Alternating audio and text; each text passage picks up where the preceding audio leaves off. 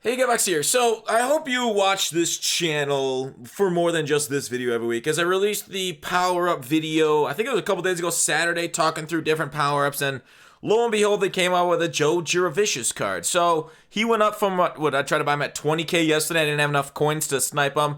He's up to 57, 68k, I think this one just came out, but there you go, right? Check out that one a couple days ago where I went through different power-ups. I guess I could have combined it with this video, but then, the videos probably would have gone too long and nobody really wants to watch over 20-minute Market Mondays, as I found that to be true in my time on YouTube. Generally, the 10 to 20-minute range is like the ideal amount for people to watch and to keep their interest up. But we got a lot to go through today. I just wanted to show, hey, some of that Theme Diamond stuff, it actually worked. Investments itself. And we'll talk about investments first before we get to the loophole that I'm talking about here. We'll talk a little bit more about the EA bot stuff that we've been kind of going on about, and my kind of like weakening position on that. Then maybe like, some like, what the hell, where's the content? As there was a very funny meme. I feel like I should bring back meme review. The problem is nobody watched it, but there was a hilarious meme on the Mutt subreddit about the different. I think I may have seen this one before. I think you put this one last year. Neon did. Pentagon, hexagon, octagon. Content is gone. Nice work, Neon. But off of that, investments. So a lot of people invested in Lawrence Taylor this past weekend. He came out as a Ultimate Legend, and he is, godly, like we all know.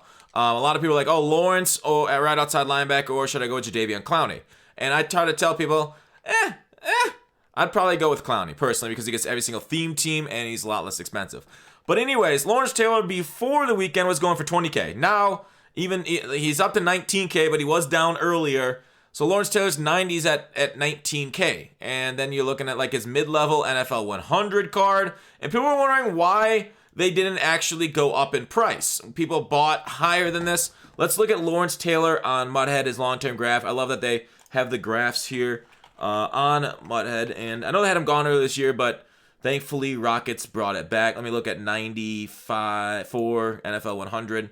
So I'm bringing them up. 96k. All right, prices. What? Prices. All right, so let's go last 7 days. So he was 7 days ago, May 6th, before he came out this weekend. 150k, 150, 60, 50, 60, and then he actually came out, and now he's down to 104. As people that had invested in him thinking he's going to go up, so many people invested in him, he actually went down. This is why end-of-year investments, even though he's got a god-tier card, aren't always the greatest, because people anticipate it and they invest in it for that, reason, because they want to make coins. So, a lot of people lost, 50k a pop on these things, more with tax. They lost a bit of coins trying to invest in Lawrence Taylor.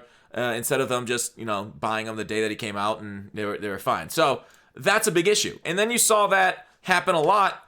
Somebody tweeted at me, they're like, oh my God, a ton of lots came up this weekend. Is I invested in them? What happened? Because people saw what happened to Lawrence Taylor. So they're like, oh my God, Lawrence Taylor died. So, I'm just going to try and get out from under my lot investment right now too. So Ronnie Lott, a lot of those NFL 100 cards that people are really looking into seem like people are anticipating them and the demand for them. So they're kind of, a lot of people have them and they want to get out of them. I don't know. There it is. So, like I said, investments are inherently risky. Trust no one on the internet. Use your own judgment for all this stuff. Sean Taylor's at 256 for his Series Redux. God dang, that's insane. But maybe not great to invest upon, as people are probably doing the same thing they did with Lawrence Taylor. But the thing is, he's a Redux. So I feel a little bit more confident since he's not a set card. Like, these are set cards, right? His Lawrence, NFL 100, the Legends are all set cards. But non-set cards, those are generally good investments. So there you are. Your mileage may vary. Trust yourself, nobody else, as we move on to the loophole, talking about that good stuff. So this is from a Reddit post I saw. It was 20 hours ago. I'm seeing it right now. Great, right? Like, a really good thinking post, and I'll get to describe it in a second. So, to give a little history, so we have seen these training store offers in the past, and we've been able to make some coins off them. I've done this tip like maybe a half dozen times. I've given it about some sort of either converting some of these things between playbooks, between players. These are good ways of converting over from training to coins. So here is like the perfect loophole. Well, not perfect. it does interact with the market a little bit, so it's more of a method than a loophole, because I think methods, those things involve the market, loopholes don't.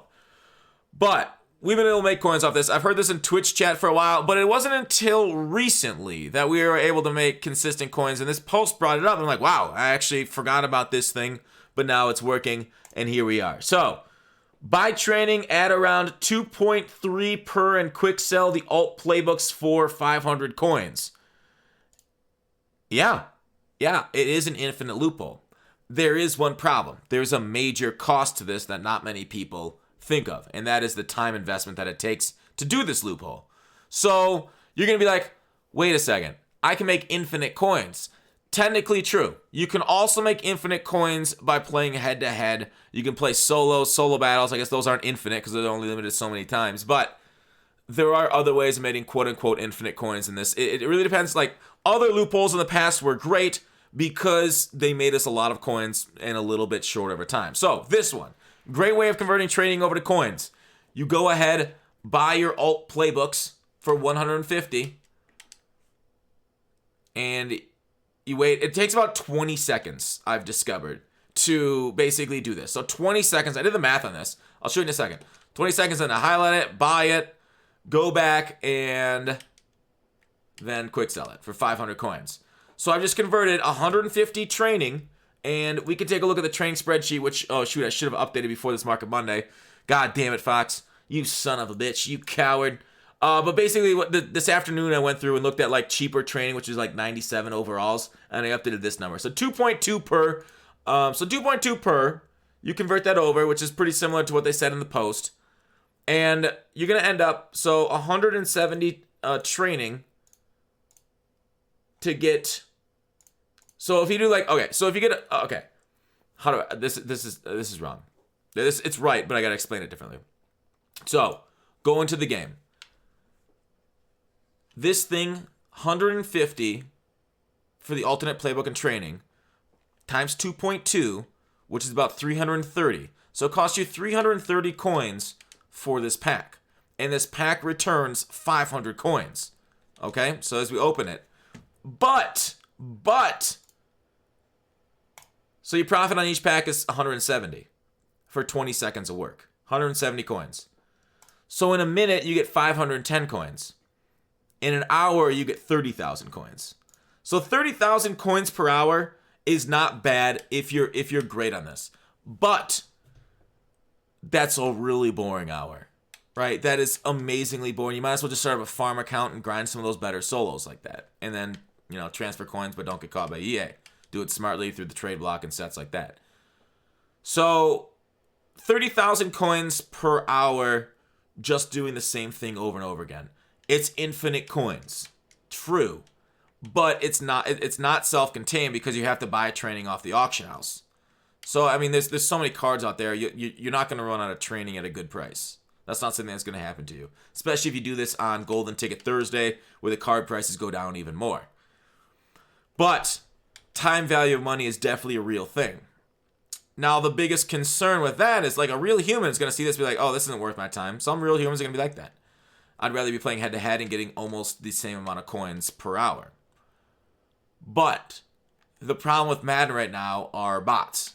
Both third-party bots from consumers and the theorized EA bot. EA bot's obviously not going to do this. We'll get to EA bot in a second. Or the potential EA bot. So, a bot can do this all night long, right? And EA will sense the bot stuff, but they can always rotate and stuff. But, like, they'll be able to generate a lot of coins. I know people that have bots on PC that literally just open packs. They did it early in the year with the Get a Player packs. They just had that Get a Player bot going over and over. And they did that with other roles. They did it with training re-rolls. So for them, this method works. For them, they'll be able to balance out the market, which is kind of like interesting. Now we see, this is like, if the bots balance out the market, then training can't fall below, 2 point something coins per, whatever, 150, 500 divided by 150, whatever that number is. That'd be 3 point something, wouldn't it? So that would raise the price on the market if bots able to equal it out. Otherwise, bots are printing money. So with that said, EA's bots. Do I still 100% believe that EA is controlling the auction house with those bots where you list it? So going over my video and going through all the evidence, I'm not going to restate my case. Maybe I'll restate it like right here just to get the kind of background. Basically, EA bots, my theory was, and still is, I think I'm down to 50-50 right now. I'm actually down to 50-50 whether it's EA or third-party bots doing this. Was because they were able to see outside of the 100 auctions and buy instantly. I thought it was an EA bot.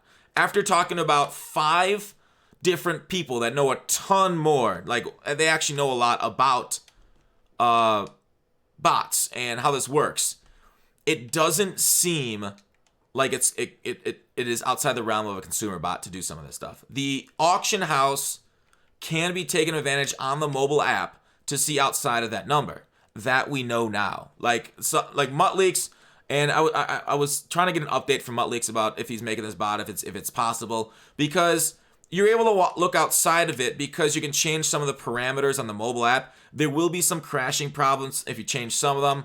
Other parameters being changed, like like where you are in the stack, doesn't cause the crashing of the auction house.